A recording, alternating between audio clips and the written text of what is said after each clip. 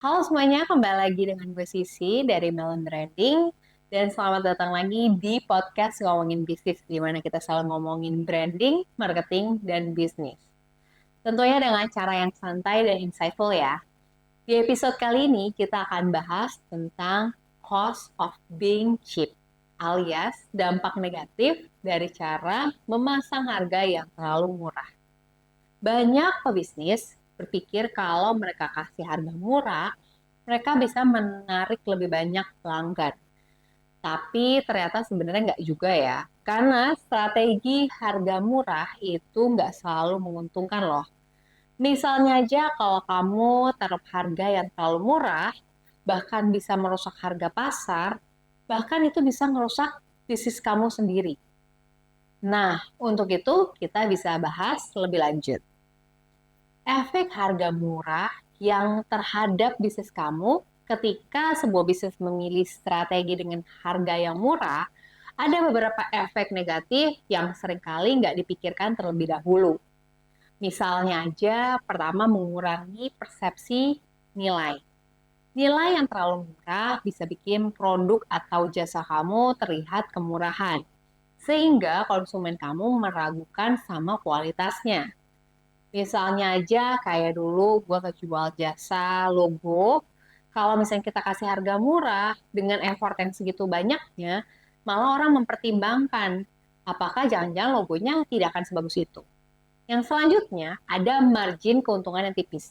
Dengan harga rendah, margin keuntungan yang jadi sangat kecil dan bisa bikin kamu susah untuk berkembang karena untungnya nggak cukup untuk investasi dan inovasi.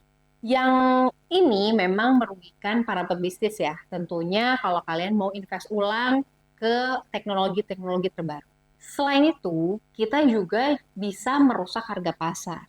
Ketika kita satu pemain dengan memasang harga yang super murah dan sedangkan perusahaan lain jadi ikut tertekan untuk menurunkan harganya, ini bisa menyebabkan perang harga yang ujung-ujungnya bikin semua pemain gak mau ada di industri ini lagi karena merugi dan ngerasa hasilnya tuh sia-sia apa yang dilakukan dan effort-effortnya. Makanya menurut aku untuk menurunkan harga atau bersaing terhadap harga murah ini tidak sehat. Lalu apa sih dampaknya terhadap kompetensi? Tidak hanya berdampak pada bisnis sendiri, tapi harga murah juga bisa mengganggu keseimbangan pasar. Ini beberapa dampak yang terjadi kalau misalnya kita perang harga. Ya, yang pertama, satu bisnis ini mulai menawarkan harga yang super rendah dan pemain lain terpaksa ikutan dan akhir-akhirnya semua orang menurunkan harga demi bertahan dan mendapatkan customer.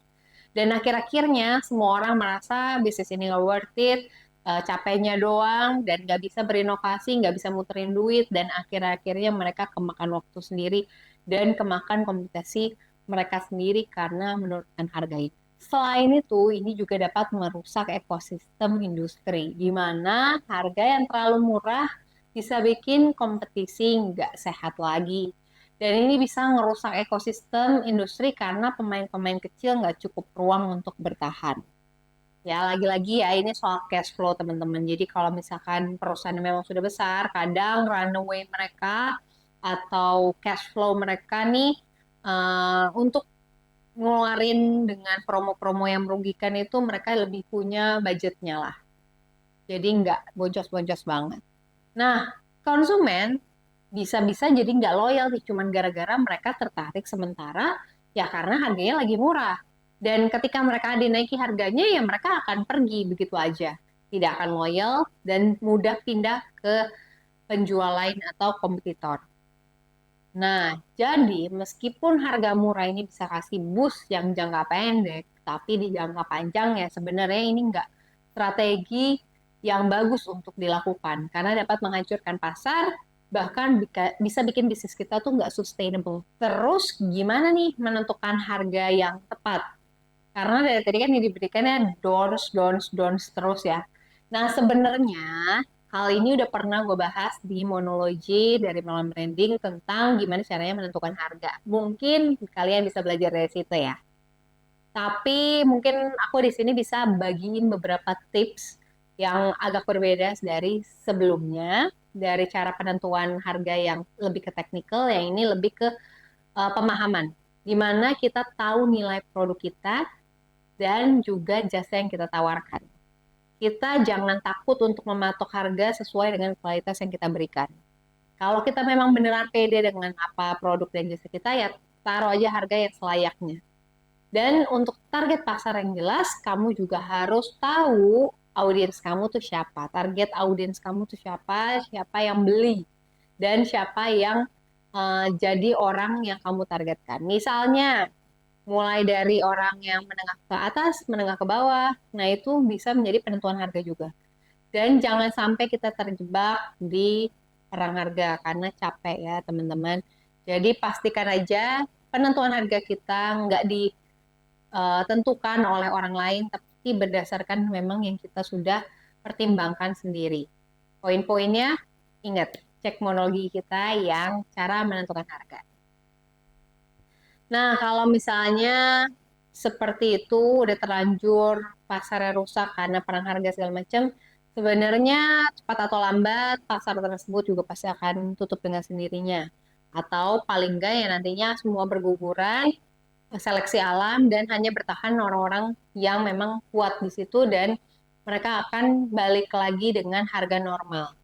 Jadi tunggu semuanya red ocean ini akan terkikis sendirinya sampai ke blue ocean lagi sampai akhirnya mereka menerima dengan harga yang selayaknya.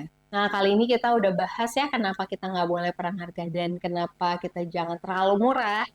Ya, kamu tentunya perlu strategi positioning.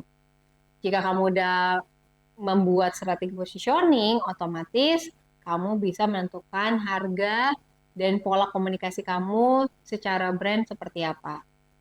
Terima kasih udah dengerin episode kali ini. Jangan lupa untuk subscribe dan stay tune untuk episode selanjutnya di Ngomongin Bisnis. Dan kalau buat teman-teman di sini yang pengen bikin brand positioning, bisa langsung kontak aja kita ke melonbranding.com. Sampai jumpa di next episode. Bye-bye.